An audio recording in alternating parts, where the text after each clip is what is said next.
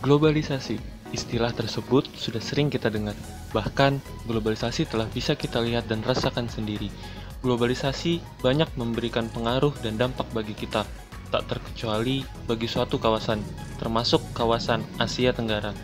Asia Tenggara merupakan salah satu kawasan di benua Asia yang terdiri dari beberapa negara yang memiliki kesamaan dan keterkaitan satu sama lain, yang terikat dalam satu identitas regional. Lantas, apakah globalisasi dapat mempengaruhi identitas regional Asia Tenggara? Jika iya, lantas bagaimana globalisasi mempengaruhi identitas regional di kawasan Asia Tenggara? Untuk menjawab pertanyaan tersebut, kami akan menggunakan buku karya Amitav Acharya yang berjudul The Making of Southeast Asia, International Relations of a Region. Di sini, kami akan membahas bab 8 dari buku tersebut yang berjudul Globalization and the Crisis of Regional Identity. Pada bab 8 buku ini, Amitav Acharya menjelaskan mengenai bagaimana bahaya globalisasi terhadap negara-negara di kawasan Asia Tenggara, di mana berbagai permasalahan yang dirasakan oleh negara-negara di kawasan Asia Tenggara kebanyakan merupakan dampak dari adanya globalisasi, mulai dari krisis finansial besar-besaran hingga isu terorisme dan bencana alam maupun non-alam.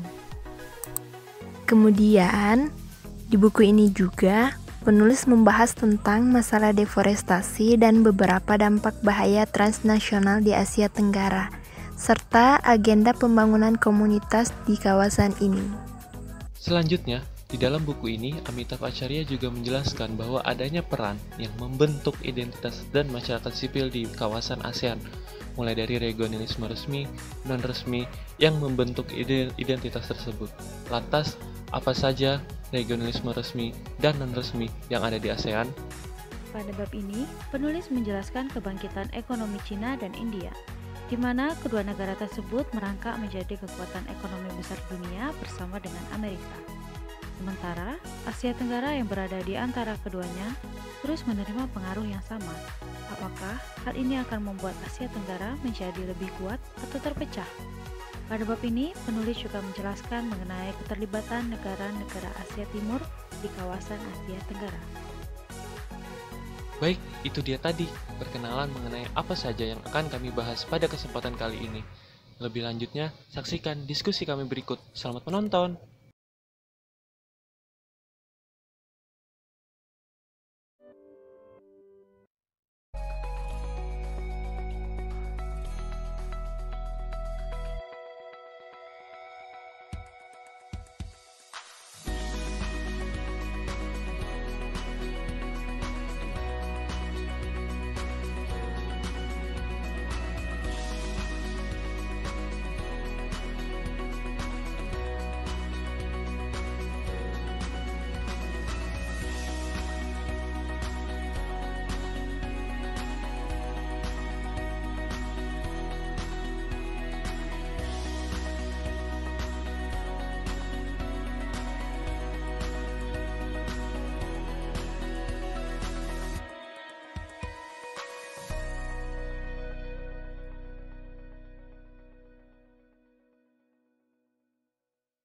Baik, Assalamualaikum warahmatullahi wabarakatuh. Selamat pagi teman-teman semua, apa kabar?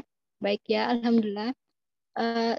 Saya Nur Hamida sebagai moderator bersama dengan teman-teman kelompok 8, ada Putri Febrianti, Abdurrahman, dan juga Widya Watiningrum. Nah, hari ini kami akan membawakan materi diskusi mengenai globalization and the crisis of regional identity. Namun sebelum itu penting untuk saya sampaikan dan ingatkan juga bahwa di sesi pertama kami akan memaparkan materinya dan kemudian di sesi berikutnya akan ada sesi diskusi tanya jawab.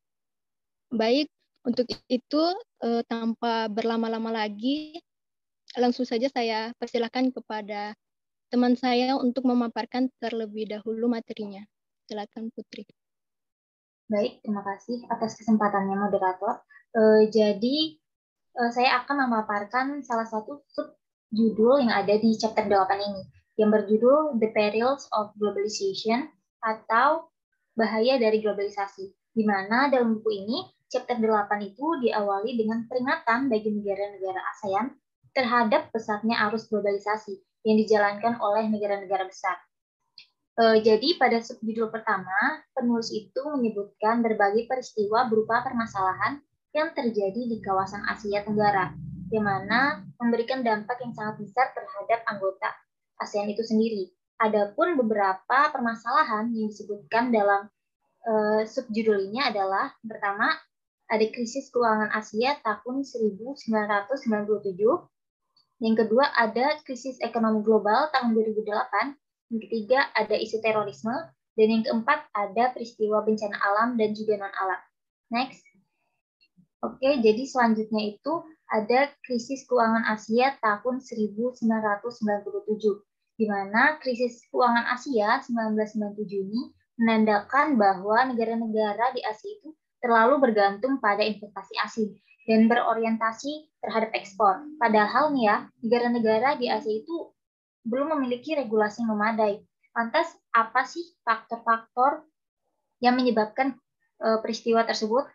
Jadi di dalam buku ini, penulis itu menyebutkan ada beberapa faktor. Yang pertama itu ketergantungan terhadap investasi asing, di mana negara-negara Asia kala itu sangat bergantung terhadap investasi untuk mengembangkan perekonomian negaranya. Tetapi ketika terjadi krisis keuangan di Asia, para investor asing itu kemudian kehilangan kepercayaan untuk berinvestasi di Asia kala itu. Dan terlebih karena nggak ada lagi nih investor asing yang berinvestasi di negara Asia, maka keuangan Asia itu semakin kacau karena negara Asia itu jadi nggak punya modal lagi untuk memperbaiki perekonomian dan juga untuk membayar utang-utang luar negerinya. Seperti itu. Kemudian yang kedua itu ada property and stock market bubbles. Jadi maksud dari properti dan stock market itu sendiri itu adalah suatu keadaan di mana nilai suatu objek itu bisa meningkat secara tiba-tiba, kayak gelembung gitu. Dan di sisi lain, nilai objek itu juga bisa pecah atau turun secara tiba-tiba, kayak gelembung juga. Nah, yang ketiga itu ada defisit eksternal yang besar, di mana jumlah pengeluaran negara Asia kali itu lebih besar dibandingkan pemasukan, sehingga negara Asia itu nggak punya dana cadangan untuk memperbaiki ekonominya. Dan yang keempat itu ada lemahnya perkiraan finansial. Jadi seperti yang udah saya jelaskan sebelumnya bahwa negara Asia kala itu tuh belum memiliki regulasi yang memadai. Makanya negara Asia itu kala itu tuh nggak bisa memperkirakan upaya yang tepat untuk mengatasi krisis keuangan Asia tersebut. Kemudian apa sih dampaknya terhadap Asia itu sendiri? Nah, yang pertama itu ada memperparah hubungan intra-Asia Tenggara. Yang kedua ada memperparah ketegangan bilateral yang telah lama terpendam. Dan yang ketiga itu merusak kredibilitas ASEAN sebagai instrumen kerjasama regional. Nah, dampak-dampak tersebut itu tentu saja merupakan dampak negatif yang dirasakan oleh negara di Asia Tenggara. Oleh karena itu, penulis itu kemudian mengatakan dalam bukunya ini bahwa diperlukan adanya pemikiran ulang terkait globalisasi di Asia Tenggara itu sendiri. Next. Oke, jadi di dalam buku ini penulis itu kemudian memunculkan istilah efek penularan regional atau contagion effect. Nah, karena anggota ASEAN itu sendiri memiliki hubungan yang kuat satu sama lain, sehingga jika terjadi suatu hal pada salah satu negara anggota, maka hal tersebut akan memberikan pengaruh atau dampak pada negara anggota lainnya. Nah, dalam buku ini juga penulis itu memberikan salah satu pandangan dari salah satu pejabat senior ASEAN, di mana pejabat senior ASEAN tersebut mengatakan bahwa negara-negara ASEAN itu saling terhubung satu sama lain. Para investor sangat mempertimbangkan ASEAN sebagai suatu wilayah yang terintegrasi. Karenanya, setiap negara ASEAN itu seharusnya tidak hanya memikirkan dampak krisis terhadap perekonomian negara mereka saja, melainkan memikirkan dampaknya terhadap wilayah ASEAN secara utuh atau keseluruhan gitu. Karena ini berdampak terhadap kebutuhan krusial untuk strategi dan juga aksi regional. Jadi sebenarnya contagion effect ini bisa kita samakan dengan teori pendulum yang pernah disebutkan sebelumnya, dan juga teori domino effect gitu, karena saling memberikan pengaruh satu sama lain gitu. Next. Jadi selanjutnya itu penulis juga membahas mengenai konflik intraregional Asia Tenggara. Nah, ini sebenarnya udah saya sebutkan di awal mengenai dampak dari krisis ekonomi tahun 1997 itu, di mana penulis memberikan contoh dua peristiwa terkait konflik intraregional ini. Yang pertama itu ada hubungan antara Indonesia, Malaysia, dan juga Singapura. Jadi kita mulai dari Malaysia dulu nih. Maksudnya Singapura, di mana Singapura ini melihat Indonesia itu sebagai tetangga yang tidak stabil karena adanya kemunculan kekuatan politik Islam dan kejatuhan rezim Soeharto. Nah, karena kondisi politik Indonesia saat itu sangat tidak stabil, maka Singapura itu kemudian khawatir bahwa hal tersebut akan mempengaruhi negaranya sesuai dengan teori contagion effect tadi. Kemudian berlanjut ke Malaysia, di mana Malaysia itu mempersepsikan bahwa Singapura itu tidak tertarik untuk membantu Malaysia keluar dari keterpurukan ekonomi melalui pemberian bantuan keuangan tanpa syarat. Jadi sebenarnya nih pada saat itu Malaysia itu kebanjiran imigran dan juga pekerja ilegal dari Thailand. Maka hal tersebut kemudian menyebabkan kondisi ekonomi Malaysia itu menjadi semakin terpuruk. Tetapi di sisi lain tetangganya Malaysia nih, Singapura yang merupakan tetangga paling dekat itu seakan-akan tidak tahu menahu mengenai keterpurukan ekonomi yang dirasakan oleh Malaysia. Dan yang ketiga itu ada dari Indonesia, di mana B.J. Habibie itu mengkritik Singapura karena tidak menjadi a friend image, di mana Indonesia melihat bahwa Singapura itu enggak, seperti yang saya bilang tadi, Singapura itu kayak enggak peduli atau enggak tahu menahu gitu dengan kondisi Malaysia, padahal seharusnya Singapura itu dapat membantu Malaysia di saat keuangan Malaysia itu terpuruk. Dan yang kedua itu ada perbedaan pandangan terkait globalisasi.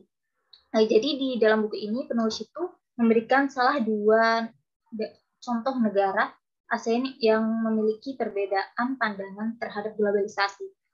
Jadi kita bahas lewat Malaysia dulu, di mana Malaysia itu melihat globalisasi sebagai cara negara kaya untuk memperkaya negara mereka sendiri dengan dalih membantu percepatan pembangunan di negara berkembang. Jadi bisa kita lihat ya bahwa negara Malaysia ini melihat globalisasi itu lebih ke arah negatif. Kemudian kita masuk ke Singapura, di mana Singapura itu memiliki pandangan yang berbeda dengan Malaysia, di mana Singapura itu optimis dengan dampak positif dari globalisasi, di mana globalisasi itu dianggap memberikan kemudahan bagi negara berkembang untuk meningkatkan kualitas pendidikan, kesehatan, teknologi, sumber ekonomi, perluasan pasar, perkembangan ekonomi berkelanjutan, dan juga industrialisasi yang cepat. Dan untungnya aja nih, perbedaan pandangan antara Malaysia dan Singapura ini nggak sampai menuju ke ranah konflik yang berat gitu. Next. Selanjutnya, dalam buku ini, penulis itu kemudian memberikan kritik terhadap prinsip non-intervensi ASEAN, di mana penulis itu melihat bahwa prinsip non-intervensi ASEAN dianggap menjadi salah satu penyebab memperparahnya krisis ekonomi Asia kala itu. Adapun alasan penulis mengkritik prinsip non-intervensi ASEAN tersebut adalah karena tidak ada satupun negara anggota ASEAN yang berusaha memperingatkan Bangkok terhadap kesalahan manajemen ekonomi negaranya, sehingga kesalahan tersebut berdampak terhadap jatuhnya nilai mata uang Thailand, yaitu baht. Selanjutnya, setelah krisis keuangan Asia berakhir, beberapa negara di kawasan ASEAN tampaknya ingin meninjau ulang prinsip non-intervensi ASEAN, tetapi hal tersebut ditolak oleh beberapa negara anggota, yaitu Myanmar, Laos, dan Vietnam, di mana mereka mengatakan bahwa sebaiknya negara anggota ASEAN itu saling membangun kepercayaan dan juga transparansi, sehingga prinsip non-intervensi itu dapat tetap berjalan tanpa adanya kecurigaan antar negara anggota. Next. Selanjutnya kita masuk ke permasalahan yang berikutnya, yaitu krisis ekonomi global tahun 2008. Jadi krisis yang terjadi pada saat itu sebenarnya nggak memberikan dampak sebesar krisis keuangan Asia 1997. Meskipun demikian, beberapa negara di Asia Tenggara itu tetap terkena sedikit dampak dari krisis ekonomi global tersebut, di mana negara seperti Malaysia, Singapura, Thailand, dan Indonesia mengalami penurunan kapitalisasi sebesar 32% pada 3 bulan pertama pada tahun 2008. Negara anggota ASEAN kala itu ternyata telah belajar nih dari pengalaman krisis sebelumnya, dan juga dengan munculnya kekuatan Cina dan India yang menjadi pasar baru bagi negara anggota ASEAN itu menyebabkan negara anggota ASEAN itu mampu bertahan dari krisis tersebut. Karena pada krisis keuangan 1998 ini 97 yang lalu itu Asia itu masih sangat bergantung terhadap Barat, tetapi di tahun 2008 ini anggota ASEAN itu mulai melihat adanya pasar baru, jadi nggak terlalu bergantung kepada Barat seperti sebelumnya gitu. Next. Selanjutnya kita masuk ke bahaya transnasional, di mana bahaya transnasional ini terdiri dari isu terorisme dan juga bencana alam dan juga non-alam. Jadi kita pertama-tama bahas isu terorisme dulu nih. Jadi dalam buku ini penulis itu mengacu pada peristiwa 9/11 di Washington DC, di mana penulis mengatakan bahwa kejadian terorisme di Amerika Serikat kala itu sangat rentan untuk terjadi juga di kawasan Asia Tenggara, di mana hal tersebut itu dipengaruhi oleh berbagai faktor, terlebih faktor internal. Adapun beberapa faktor yang disebutkan oleh penulis dalam buku ini, yang pertama itu ada rendahnya fasilitas keamanan, kedua renggangnya otoritas pusat di daerah pinggiran, ketiga gerakan separatisme, dan yang keempat pemerintah yang lemah, kemudian diperparah dengan krisis keuangan. Berlanjut kita akan membahas mengenai bencana non-alam, di mana ada di dalam buku ini penulis menyebutkan adanya peristiwa penyebaran virus SARS atau Severe Acute Respiratory Syndrome, di mana pada tahun 2003 sebanyak 8.096 orang terjangkit penyakit SARS ini di 29 negara dengan total kematian sebanyak 774 orang. Kemudian Cina itu dianggap menjadi pusat atau awal mula dari virus SARS ini. Oleh karena itu, Cina itu kemudian disalahkan karena merahasiakan pecahnya penyebaran virus tersebut, dan sebenarnya nih Cina itu kayak nggak mau ngasih tahu ke WHO terkait adanya wabah tersebut hingga bulan Februari 2003. Padahal wabah tersebut itu juga udah merambah ke Hong Kong dan juga Vietnam. Akhirnya pada tanggal 29 April 2003, Joint Declaration on SARS ditandatangani oleh Cina, dan pertemuan tersebut dihadiri oleh pemimpin Cina dan juga anggota ASEAN plus Hong Kong, di mana deklarasi tersebut itu ditujukan agar negara-negara tersebut saling bekerjasama dalam mengatasi wabah SARS itu. Selanjutnya ada bencana alam, di mana penulis memberikan dua contoh bencana alam. Yang pertama itu ada tsunami tanggal 26 Desember tahun 2004, dan yang kedua itu ada topan Nargis tahun 2008 di Myanmar. Nah, ternyata nih bencana alam yang terjadi di kawasan ASEAN tersebut itu justru membuka peluang kerjasama ASEAN dengan negara tetangganya, dan juga ternyata juga memperkuat hubungan antar negara anggota ASEAN itu sendiri. Contohnya di tsunami Aceh tahun 2004 itu, ternyata tsunami tersebut itu juga memberikan dampak atau juga berimbas kepada negara Pakistan dan juga India. Oleh karena itu, ASEAN kemudian menginisiasikan untuk melakukan kerjasama dalam menangani dampak dari bencana tsunami tersebut.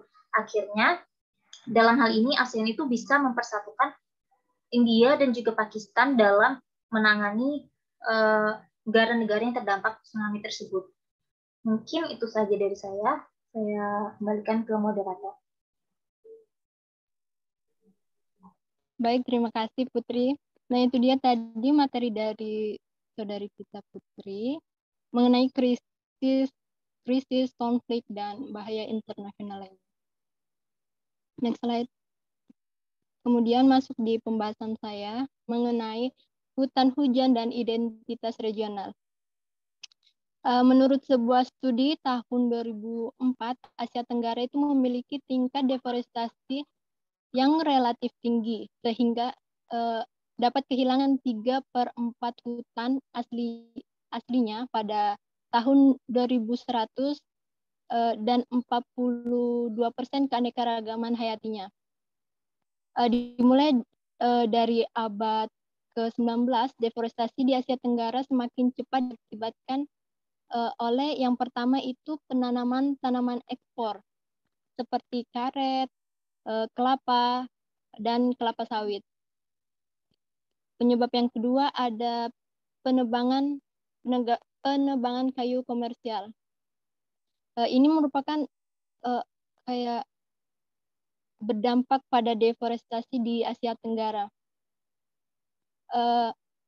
Menurut kelompok lingkungan dan forest relief bahwa pada tahun 86 itu semenanjung Malaysia merupakan sumber terbesar dari kayu gergajian di hutan tropis, kayu bulat tropis.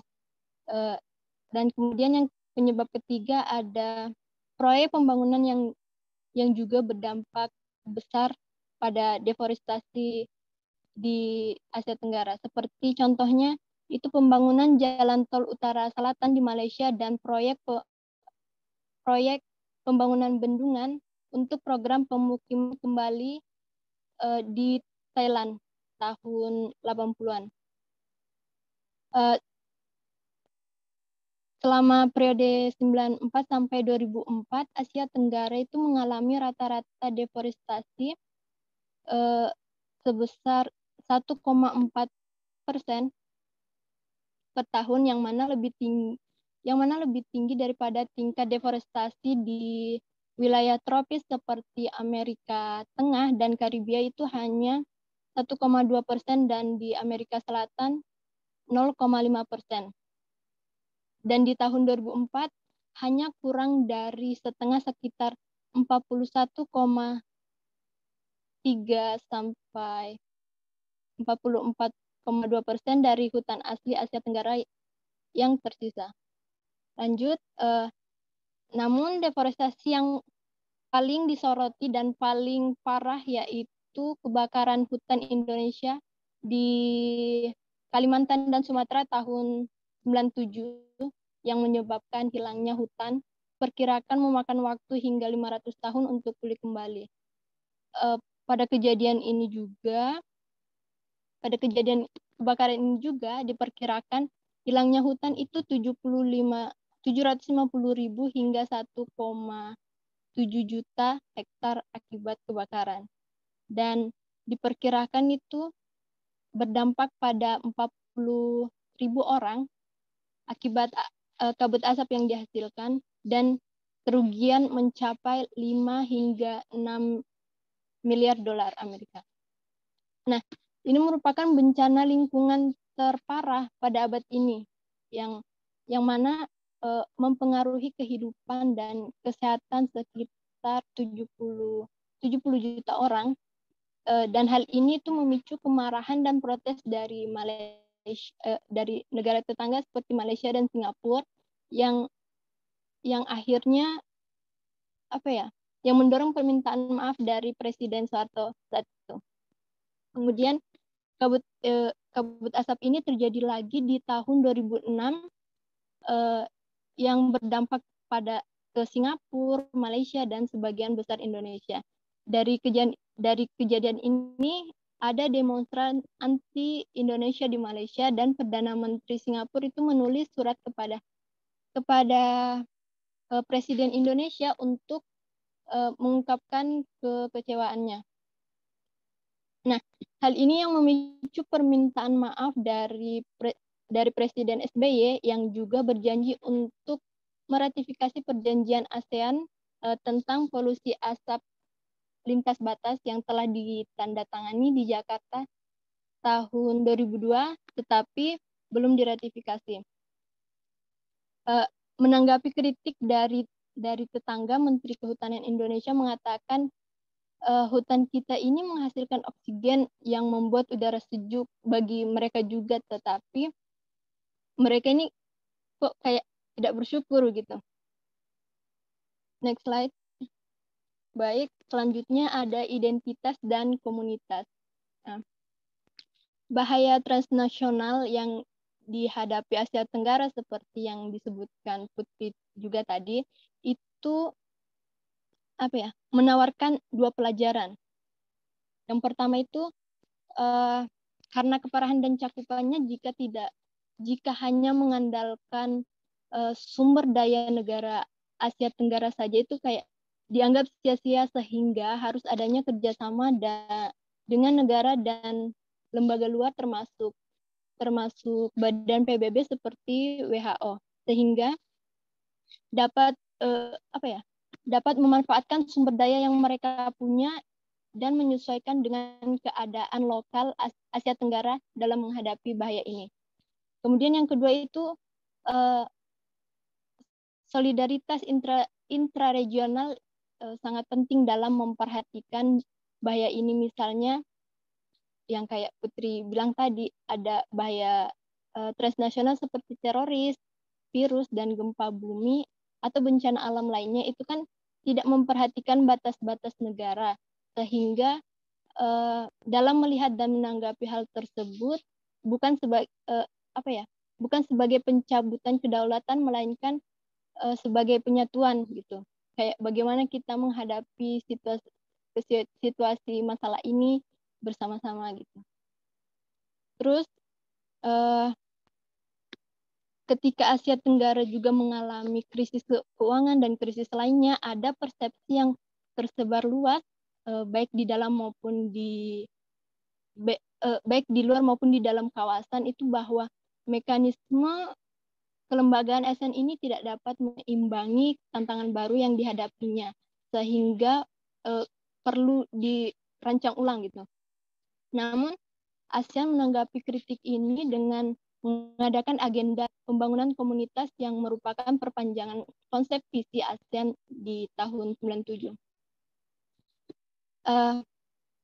Pertemuan di Kuala Lumpur pada 15 Desember 97, itu para pemimpin ASEAN mengucapkan selamat kepada diri mereka sendiri karena telah menciptakan komunitas negara-negara Asia Tenggara yang damai satu sama yang lain dengan dunia, dan memiliki kekuatan dan inspirasi untuk membantu satu sama lain sehingga menumbuhkan rasa kebersamaan yang kuat. Dan juga pernah mantan Menteri Luar Negeri Thailand yang menjadi Sekretaris Jenderal ASEAN pada 2008 itu mengatakan bahwa satu hal baik tentang krisis yang berulang kali dihadapi oleh Asia Tenggara itu adalah bahwa kebersamaan tumbuh sangat cepat di kawasan ini. Next slide.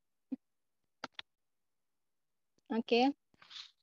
Selanjutnya ada di pertemuan di Bali pada 7 Oktober 2003 itu, para pemimpin ASEAN menguraikan rencana pembangunan komunitas ASEAN yang terdiri dari 3 pilar. Pertama itu ada ASEAN Political Security Community yang sebelumnya itu namanya adalah ASEAN Security Community aja, tidak ada politikannya, yang dirancang untuk membawa kerjasama politik dan keamanan ASEAN ke tingkat tinggi. Yang kedua ada ASEAN Economic Community yang bertujuan untuk memastikan arus bebas barang, jasa maupun modal dan pengurangan kemiskinan dan kesenjangan sosial ekonomi. Dan yang ketiga ada ASEAN Socio-Cultural Community yang bertujuan untuk membangun komunitas masyarakat yang peduli. Mungkin itu saja dari saya mengenai pembahasan mengenai rainforest dan regional identity serta identitas dan komunitas. Selanjutnya akan disampaikan oleh teman saya, Abdur. Silakan. Oke, baik. Terima kasih kepada Hamidah yang sudah mempersilahkan saya.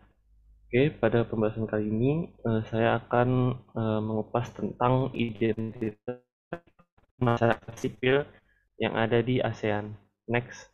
Nah, jadi ternyata di Asia Tenggara ini ada regionalisme non-negara. terbagi dalam dua kategori besar. Pertama, dapat disebut regionalisme semi-resmi. Ia terdiri dari jaringan dan proses yang melengkapi kerja regionalisme resmi di bidang isu yang berbeda. Nah, ini contohnya yang diberikan oleh Hamidah tadi, seperti adanya AEC, APSC, dan masih banyak lainnya. Nah, yang kedua, dapat disebut regionalisme non-resmi.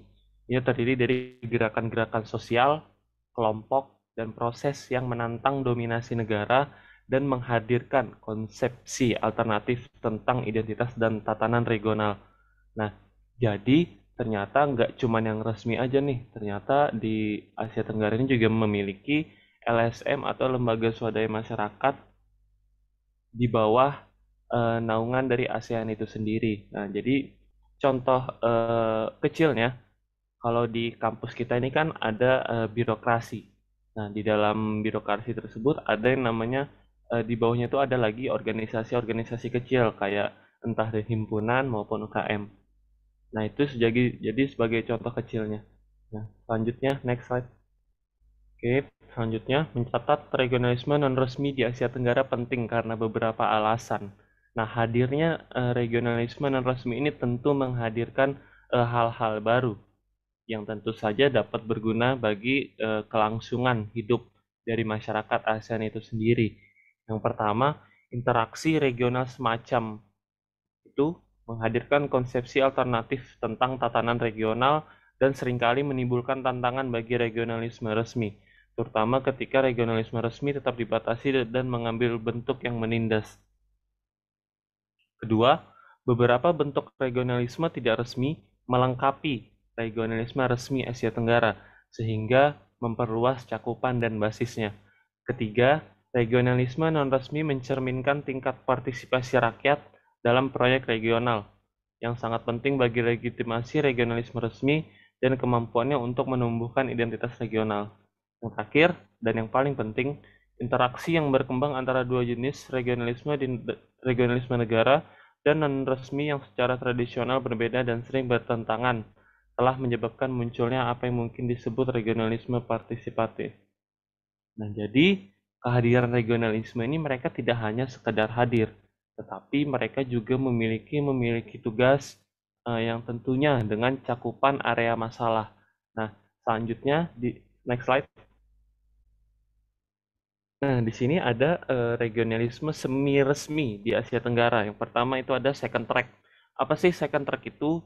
Menurut McDonald dalam bukunya, track ini aktor-aktor negara yang profesional berusaha menganalisis, mencegah, memecahkan, serta mengelola konflik-konflik internasional. Nah, jadi salah satu contohnya itu ada lembaga think tank, kemudian ada partisipasi. Partisipasi ini apa maksudnya? Yaitu maksudnya dari partisipasi masyarakat ASEAN. Nah, kemudian salah satu contohnya itu adalah ASEAN ISIS. Kemudian ada pula LSM resmi atau lembaga swadaya masyarakat itu yang dalam tanda kutip mereka itu resmi adanya. Mereka berdiri dengan resmi. Yang pertama itu adalah ASEAN Burma atau jaringan alternatif ASEAN di Burma. Nah, area cakupan masalahnya apa? Dukungan untuk gerakan hak asasi manusia dan demokrasi yang ada di Myanmar. Kemudian ada pula dari ACHR, yaitu Koalisi untuk Hak Perumahan dan Pemberdayaan Rakyat Dasar. Nah, jadi di sini masyarakat sipil, ASEAN, demokrasi, pengungsi Burma dan komunitas pekerja migran maupun pengungsi-pengungsi yang dari negara lain itu ditampung sebenarnya oleh ASEAN melalui lembaga ini. Kemudian ada AIPP, yaitu Pakta Masyarakat Adat. Nah, jadi seperti kita tahu, ASEAN ini memiliki banyak sekali culture yang tentu saja berada di masing-masing negara. Nah, dengan adanya AIPP ini, masyarakat adat itu bisa dirangkul dan suaranya itu bisa disampaikan ke meja internasional. Kemudian ada lagi ACHR. Yang terakhir itu ada APCET. Kalau APCET ini ialah Asia, dia merupakan konferensi Asia Timur seperti yang dikatakan sebelumnya. LSM ini bisa go internasional juga, bisa bekerja sama juga dengan negara-negara selain ASEAN. Jadi misalnya kalau ASEAN yang resmi itu hanya mencakupi negara-negara yang dalam ASEAN. Nah, LSM resmi ini dia bisa juga mencakup apa-apa saja yang bisa dilakukan dan kerjasama dengan negara-negara yang ada di Asia Timur itu melalui APCET ini. Kemudian di pendidikan dan budaya itu juga memiliki LSM. Yang pertama ialah ASEAN Tourism Association, yang kedua ialah ASEAN Foundation. Mungkin selanjutnya, next slide. Nah, tentu ada keunggulan dari regionalisme non-resmi. Yang pertama, kekuatan demokratisasi. Jadi di sini maksudnya ialah demokrasi itu telah menciptakan toleransi bagi masyarakat sipil di beberapa negara. Seperti Indonesia saja contohnya, di Indonesia itu banyak bisa dikatakan banyak budaya-budaya yang ada. Kemudian dengan adanya regionalisme non resmi ini, kebudayaan-kebudayaan yang ada itu bisa bertoleransi dengan kebudayaan-kebudayaan yang ada di ASEAN. Nah, hal ini adalah yang sebenarnya membentuk identitas regional dari ASEAN itu sendiri. Contoh para aktivis dan anggota parlemen Indonesia pada tahun 2000 tuh menunjukkan peningkatan dukungan terhadap Aung San Suu Kyi. Perlu saya garis bawah itu pada tahun 2000 ya teman-teman. Kemudian penentangan terhadap toleransi ASEAN terhadap aturan militer di sana. Nah, jadi masing-masing dari negara ini bisa mengkritik, bisa memberikan masukan terhadap negara-negara yang lain. Tentu ini demi kemajuan dari ASEAN itu sendiri pada tahun itu ya teman-teman. Kemudian yang kedua, isu-isu yang mungkin dianggap terlalu sensitif oleh rezim otoriter dimasukkan ke dalam agenda regional. Nah, jadi misalnya kalau pada tahun 2000-an itu ternyata ada masalah regional yang ada. Ternyata itu bisa dibawa ke meja regional, bisa didiskusikan. Masing-masing negara boleh nih memberikan masukan, memberikan solusi, memberikan konsepsi apa yang bagus bagi negara-negara yang ada. Kemudian selanjutnya, next slide. Nah, yang selanjutnya ialah kekurangan. Kekurangannya yang pertama ialah ini AICHR ini regionalisme non resmi, ya, bukan milik ASEAN. Jadi AICHR ini ialah Komisi Antar Pemerintah ASEAN tentang hak kemanusiaan. Nah, jadi laporan-laporan maupun pengaduan-pengaduan permasalahan yang ada tentang hak kemanusiaan dari AICHR ini dikritik karena tidak memiliki kekuatan untuk melindungi hak asasi manusia melalui sanksi dan penegakan. Ternyata AICHR ini belum mampu, regionalisme non resmi ini tidak mampu membendung pergolakan-pergolakan mengenai hak kemanusiaan yang ada di ASEAN. Yang kedua, proses demokratisasi di Asia Tenggara masih belum lengkap dan tidak merata dengan beberapa negara seperti Myanmar. Meskipun ada tanda-tanda pergeseran di sana pada tahun 2011 dan Vietnam tetap kokoh di bawah pemerintahan di pemerintahan otoriter. Jadi teman-teman, dukungan Thailand untuk hak asasi manusia itu sebenarnya ada. AICHR ini berbasis di Bangkok ya teman-teman. Kemudian ternyata pada tahun 2011 itu semenjak naiknya pemerintahan Thaksin Shinawatra di Thailand itu menyebabkan kemunduran. Nah, jadi yang awalnya fondasinya sudah bagus dari organisasi non resmi sudah mendukung, ternyata di tahun 2011 bisa dikatakan sampai sekarang itu mulai kendor. Permasalahan-permasalahan itu tidak lagi dibawa ke meja regional. Dan hal yang mungkin dikatakan itu adalah prinsip non-intervensi. Sebenarnya pada tahun 2000-an itu bisa dibawa ke meja regional. Tapi mungkin karena ada pergeseran-pergeseran tersebut menyebabkan fokusan-fokusan ini ya mulai membahasnya yang dalam tanda kutip itu yang menguntungkan saja, seperti membahas ekonomi, politik, tapal batas. Nah, untuk permasalahan yang paling konkret seperti hak kemanusiaan ini mulai turun pembahasannya di wilayah regional Asia Tenggara khususnya. Selanjutnya. Nah, mungkin terakhir dari saya teman-teman, kenapa sih ada pergeseran ini? Pergeseran dinamis ini dimulai tahun 2011 ketika rezim Myanmar setelah pemilihan parlemennya itu dapat dikatakan cacat di tahun 2010 bahwa konstitusi yang baru secara internasional dikutuk sebagai tidak demokratis, mulai menunjukkan tanda-tanda liberalisasi. Nah, hal ini kan tidak sesuai nih dengan demokratisasi maksud dari ASEAN yang ada. Jadi kemudian Aung San Suu Kyi ini dalam tanda kutip eh, didorong oleh negara-negara yang lain untuk melakukan reformasi dan melakukan damai di Myanmar karena hak asasi ini di dalam bisa dikatakan itu diliberalisasi. Jadi kebebasan orang itu ya tidak lagi, padahal di ASEAN ini sangat kental bahwa persatuan-persatuan di ASEAN itu telah terbentuk lama, namun ada yang pergeseran ini sedikit banyak merubah apa yang telah menjadi dasar bagi ASEAN. Mungkin itu saja dari saya mengenai identitas yang ada di ASEAN. Terima kasih, saya kembalikan ke moderator. Baik, terima kasih. Itu dia materi dari Abdur mengenai apa tadi? Regionalisme non semi. Selanjutnya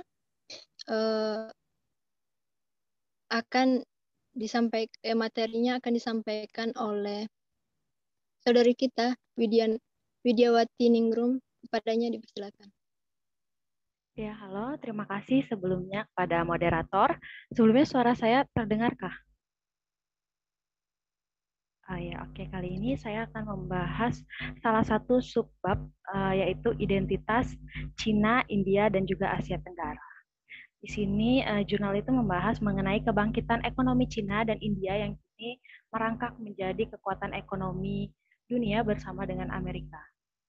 Asia Tenggara sendiri secara histori merupakan jalur perdagangan antara Asia Timur dan juga Asia Selatan, maka dari itu Asia Tenggara tentunya akan menerima pengaruh dari keduanya. Nah, berada di antara keduanya, apakah membuat Asia Tenggara menjadi lebih kuat atau justru terpecah? Minta tolong di next. Ya, selanjutnya ada keterlibatan dan pengaruh Cina dan India di kawasan Asia Tenggara. Kebangkitan Cina dan India sendiri dalam bidang ekonomi tentu menjadi tantangan besar bagi Asia.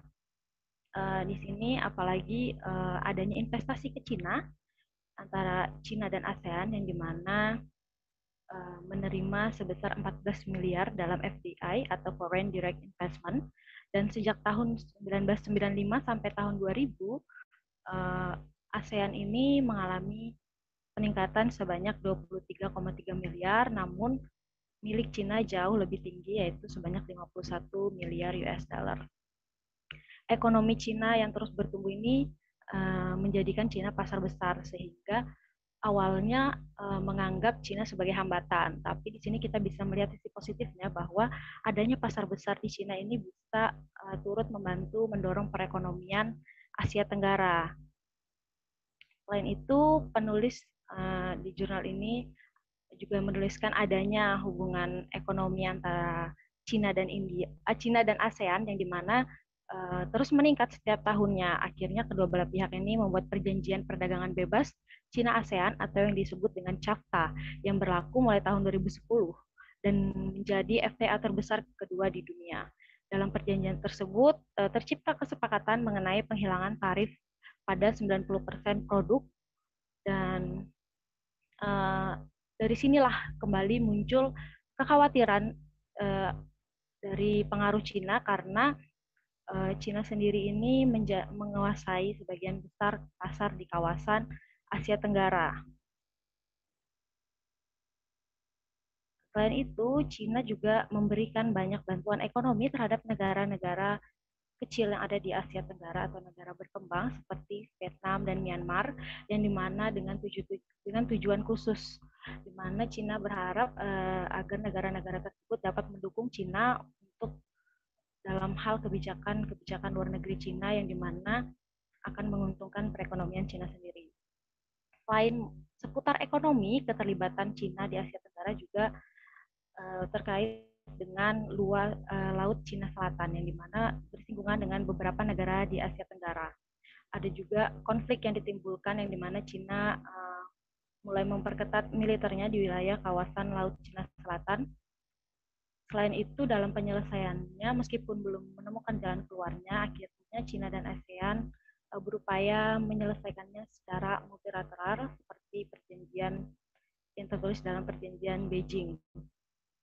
Untuk mempertahankan pertumbuhan ekonominya sendiri, Cina itu membutuhkan daya dan pasar di Asia Tenggara serta lingkungan regional yang stabil yang dapat disediakan oleh ASEAN.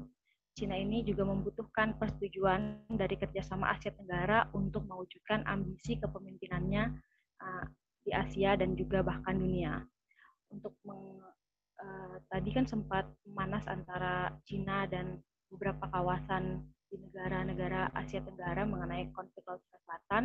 Kemudian Cina di sini berusaha tidak mengalah tapi mengurangi pengaruhnya atau mengurangi tanggapannya tentang Laut Cina Selatan karena Cina sadar bahwa itu akan merugikan mereka, di mana nanti itu akan berpengaruh pada kerjasama Cina menyangkut hal ekonomi di negara-negara Asia Tenggara. Dan ditakutkan bahwa nanti Asia Tenggara ini akan lebih dekat dengan para pesaing Cina seperti Jepang dan juga Amerika Serikat. Jadi Cina sendiri ini memberikan peluang bagi Asia Tenggara agar mereka tetap sama-sama menjalankan tujuan mereka masing-masing dan untuk mengekstraksi pengetahuan strategis dan Cina mengembangkan strategi keamanan kooperatif. Lalu selanjutnya keterlibatan dan pengaruh India di Asia Tenggara. Meski pertumbuhan ekonomi India ini tidak sebesar Cina, tapi keberadaan India di kawasan Asia Tenggara ini tentunya cukup berpengaruh. Meskipun keuntungan yang didapat dari ASEAN sendiri ini dari India kecil nominalnya dibandingkan dari Cina. Kehadiran India sendiri di ASEAN ini dianggap sebagai penengah di antara hubungan Cina dan juga ASEAN atau penyeimbang, apalagi tentang konflik Laut Cina Selatan sendiri. Sementara di India ini untuk masalah militernya itu terhitung lebih tenang dan bahkan beberapa negara di Asia Tenggara itu bekerja sama dengan militer di India. Dan awal mula keterlibatan India di wilayah ASEAN sendiri itu dilatar belakangi oleh kombinasi geografi dan geopolitik, ekonomi dan budayanya. Jadi adanya beberapa kesamaan ini membuat India itu lebih mudah diterima oleh ASEAN sendiri. Dan keberadaan India ini tentu aja menjadi ancaman bagi Cina karena bisa aja nanti India yang mulai mendominasi Asia Tenggara menggantikan Cina. Tapi meskipun adanya pengaruh-pengaruh dari Cina dan India di Asia Tenggara, itu tidak mengancam untuk menutupi identitas regional Asia Tenggara. Next. Nah, selanjutnya adalah mengenai komunitas Asia Timur. Tadi sudah dijelaskan di awal, sempat disinggung masalah krisis ekonomi yang dialami oleh Asia pada tahun 1997. Nah, pada saat itu akhirnya terbentuklah yang namanya APT atau ASEAN Plus 3, yang dimana itu terdiri dari 10 anggota ASEAN, Cina, Jepang, dan juga Korea Selatan. Kemudian berkembang menjadi EAS atau East Asian Summit. Nah, salah satu alasan didirikannya APT sendiri ini adalah di mana negara-negara di ASEAN ini merasa bahwa bantuan-bantuan yang diberikan oleh negara Eropa ini tidak sepenuhnya terhadap negara ASEAN, sehingga mereka beralih ke kawasan Asia Timur dan membentuk APT sendiri bersama Cina, Jepang, dan Korea Selatan. Nah, salah satu proyek besar yang dilakukan oleh APT adalah Chiang Mai Initiative atau CMI yang didirikan oleh anggota APT di tahun 2000, dan instrumen utamanya adalah sistem perjanjian pertukaran mata uang bilateral di antara para anggota APT. Meski pada awalnya tidak menjamin bahwa APT ini akan menutupi kemungkinan-kemungkinan di masa depan terkait krisis ekonomi, tapi pada akhirnya pertukaran dari CM ini fleksibel dan aktivitasnya bisa semakin meningkat seperti itu. Meskipun terus kemudian APT sendiri ini kan sebagai cerminan rasa identitas Asia Timur yang meningkat. Dengan APT sendiri ini, komunitas Asia Timur, khususnya Cina, Jepang, dan Korea Selatan ini mencoba untuk menjalin kerjasama dan memperluas pasar mereka di kawasan-kawasan Asia lainnya untuk mendorong pasar mereka sendiri. Itu saja, saya kembalikan ke moderator. Terima kasih banyak. Baik, terima kasih Arum. Itu dia tadi pembahasan mengenai keterlibatan dan pengaruh India dan komunitas Asia Timur di Asia Tenggara. Dari bab mengenai globalization and the crisis of the regional identity ini dapat disimpulkan bahwa perkembangan pasca tahun 97 menghadirkan tantangan besar bagi koherensi regional Asia Tenggara. Dan juga kebangkitan Cina di Asia Tenggara ini tidak hanya memperkuat ekonomi dalam hal investasi, tetapi juga menimbulkan bahaya yang dapat menyerang Asia Tenggara ke dalam pengaruh Cina. Kemudian kebangkitan India juga menambahkan tantangan bagi Asia Tenggara karena dapat menjadi sumber utama pengaruh ide, budaya, ekonomi, dan politik di kawasan ini. Meskipun demikian, tanggapan regional terhadap bahaya ini harus dikoordinasikan melalui regionalisme ASEAN. Nah, itu dia tadi materi mengenai diskusi hari ini. Baiklah teman-teman, selanjutnya kita memasuki sesi diskusi tanya jawab. Untuk mekanismenya, seperti biasa, teman-teman yang ingin bertanya dapat menyalakan fitur raise hand.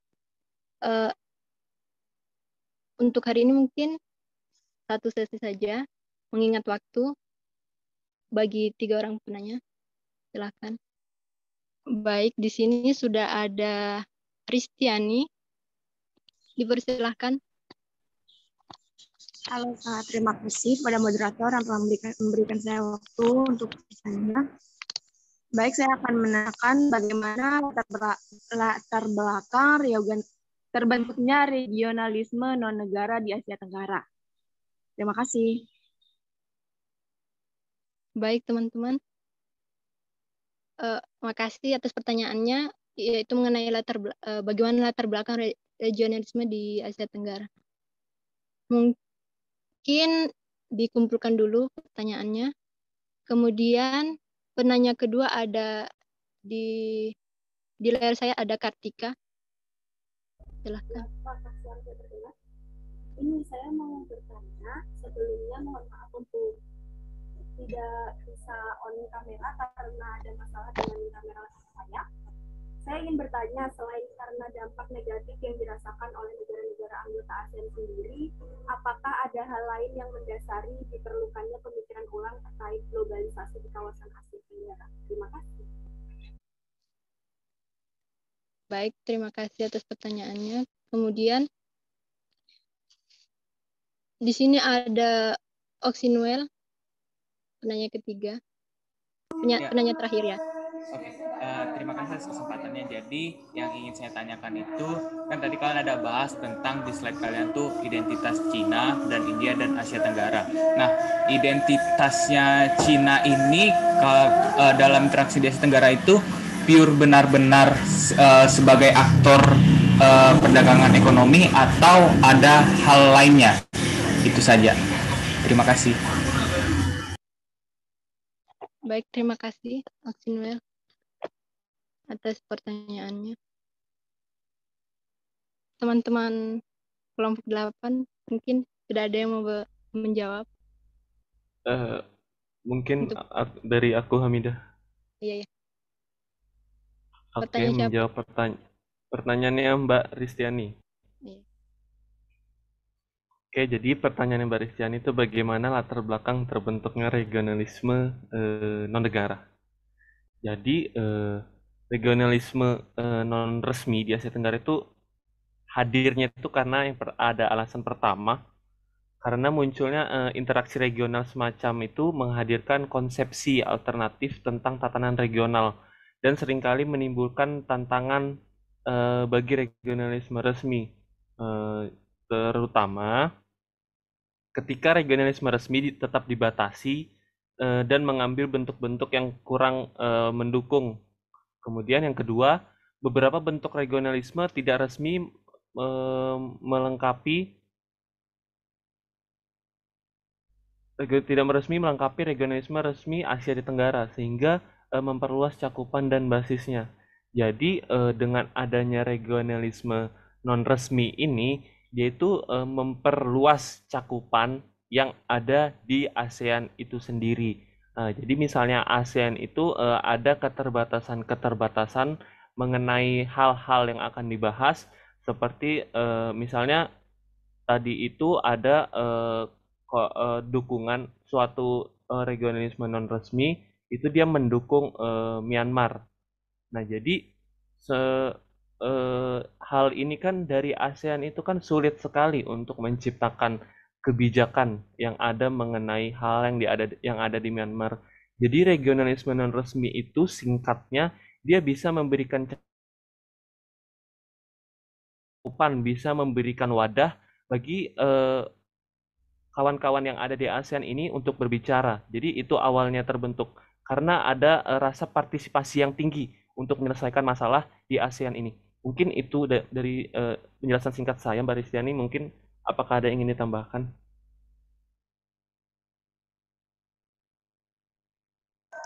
Oh, berarti singkatnya ini karena adanya keterbatasan ya?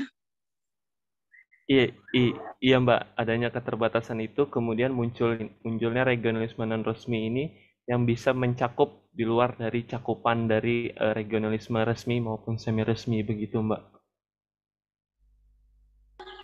Oke, terima kasih. Ya, sama-sama. Baik, Abdul, terima kasih jawabannya luar biasa.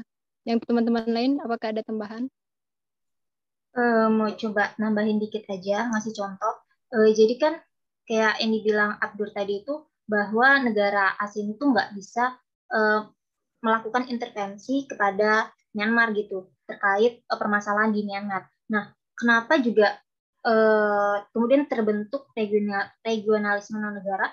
Karena kita contohkan ke masalah Myanmar tadi, waktu itu sebenarnya negara nih Indonesia waktu itu pernah mengusulkan untuk dibentuknya sistem demokrasi di kawasan ASEAN. Jadi Indonesia waktu itu kepengen bahwa sebaiknya negara-negara di ASEAN ini pakai sistem demokrasi aja. Jadi permasalahan di Myanmar itu bisa meredam, istilahnya bukan meredam sih, tapi kayak bisa ditangani lebih baik. Tetapi ternyata hal tersebut itu ditolak dan bisa kita lihat bahwa negara itu memiliki keterbatasan dalam menyelesaikan konflik di ASEAN. Oleh karena itu, kelompok-kelompok regional ini yang non-negara ini mencoba untuk berpartisipasi untuk menyelesaikan permasalahan di Myanmar itu. Karena negara Indonesia waktu itu dianggap kayak apa sih kok ikut campur banget. Makanya kemudian terbentuklah regionalisme non-negara gitu. Itu aja. Oke, terima kasih. Baik. Untuk poin, Kristiani. 5. Poin 5. Untuk masing-masing ya? Ya, masing-masing 5. Baik, terima kasih. Selanjutnya, ada yang ingin menjawab pertanyaan dari Kartika atau Oksinoel, teman-temannya? Saya mau coba jawab punya Kartika dulu. Kan tadi pertanyaannya apa sih dampak negatif yang dirasakan oleh negara ASEAN itu? Terus kenapa sih perlu dilakukan pemikiran ulang terkait globalisasi di kawasan Asia Tenggara itu? Jadi sebelum kita menjawab pertanyaan tersebut, kita perlu tahu dulu nih gimana sih pengertian globalisasi berdasarkan negara-negara anggota ASEAN itu sendiri. Karena kan tadi saya sudah ngasih contoh bahwa salah dua negara ASEAN yaitu Malaysia dan juga Singapura itu memiliki pandangan yang berbeda terkait konsepsi globalisasi itu sendiri. Nah, dari dua statement yang berbeda dari dua negara anggota ASEAN itu aja bisa kita lihat bahwa negara ASEAN itu perlu menyelaraskan pengertian globalisasi itu sendiri di antara negara anggota ASEAN. Karena nih misalnya negara ASEAN itu memiliki perbedaan pendapat yang berbeda terhadap globalisasi, maka dikhawatirkan hal tersebut itu bisa mempengaruhi hubungan antar negara anggota ASEAN gitu. Kayak hubungan antara Malaysia dan Singapura aja tadi kan sebenarnya sempat ada konflik, tapi untungnya itu nggak sampai berdampak besar gitu. Nah, sehingga alangkah baiknya negara anggota ASEAN itu memiliki sebuah kesepakatan terkait globalisasi itu sendiri. Sehingga nih misalnya negara anggota ASEAN itu memang menyetujui bahwa globalisasi itu memberikan dampak yang positif dan dapat membangun kesejahteraan bagi negara anggotanya, maka negara ASEAN itu kemudian harus menyepakati bahwa negara ASEAN itu harus melihat globalisasi sebagai suatu proses yang perlu untuk didukung dan dikelola harusnya dengan baik. Tetapi jika memang banyak negara anggota ASEAN melihat bahwa globalisasi ini lebih banyak memberikan dampak negatif loh bagi kawasan kita, maka negara anggota ASEAN lain itu sebaiknya juga harus setuju dengan pendapat tersebut. Karena balik lagi nih ke contagion effect yang aku jelasin tadi, kalau salah satu negara ASEAN aja mendapatkan dampak negatif dari adanya globalisasi, maka dikhawatirkan hal tersebut juga akan berdampak kepada negara anggota ASEAN lainnya.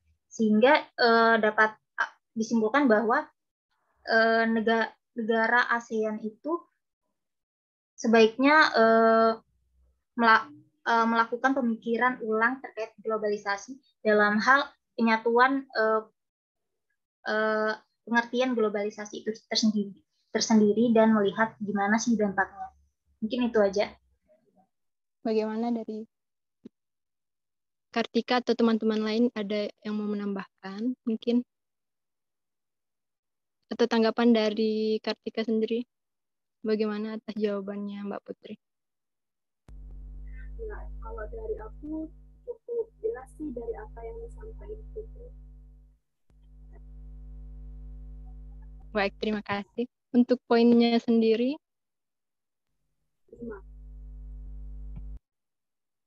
Oke, makasih Kartika atas pertanyaan.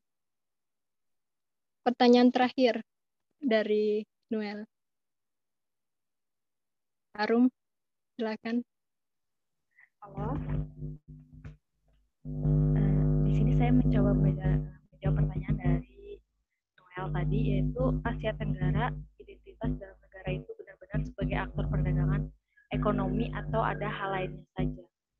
Itu maksudnya di Cina dan India tadi kan, Noel? Mohon maaf. Iya, Cina dan India tadi.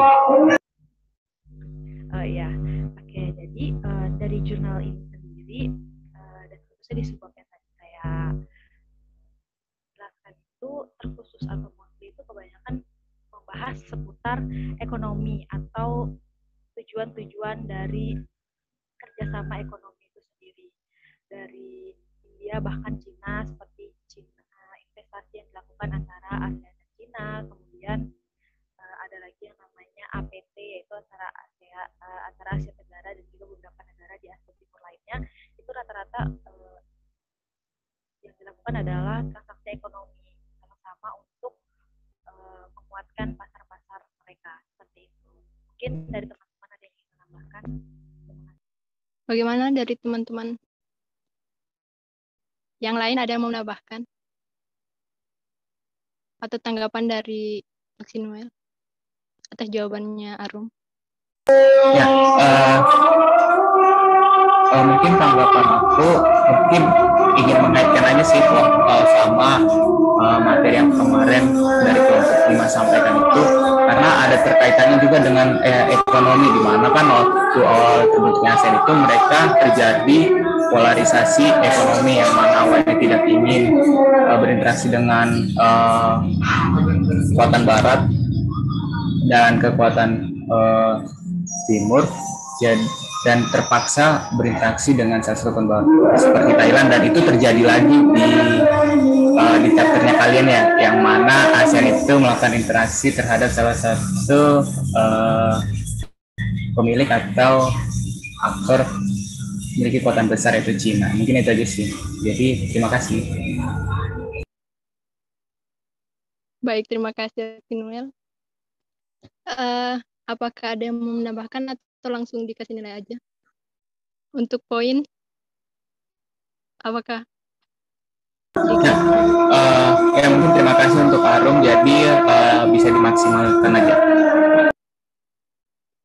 Itulah tadi materi mengenai globalization and the crisis of regional identity.